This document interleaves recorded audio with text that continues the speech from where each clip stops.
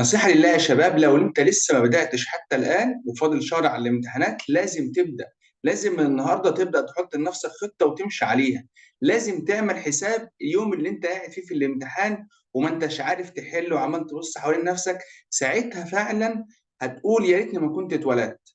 لازم تفكر في يوم النتيجة من دلوقتي يا شباب، فاضل شهر بالظبط على امتحانك. لو دلوقتي ما عملتش حسابك محدش هيعمل لك حساب يا شباب.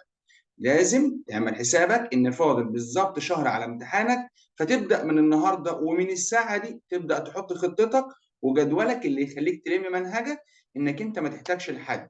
واوعى تسمع لحد من صحابك اللي يقول لك انا ما بذاكرش، انا ما بفتحش كتاب. كل ده ارميه ورا ظهرك وابدا بص لمستقبلك، واعمل حساب لنفسك واعمل حساب لوالدك ووالدتك اللي تعبانين علشانك.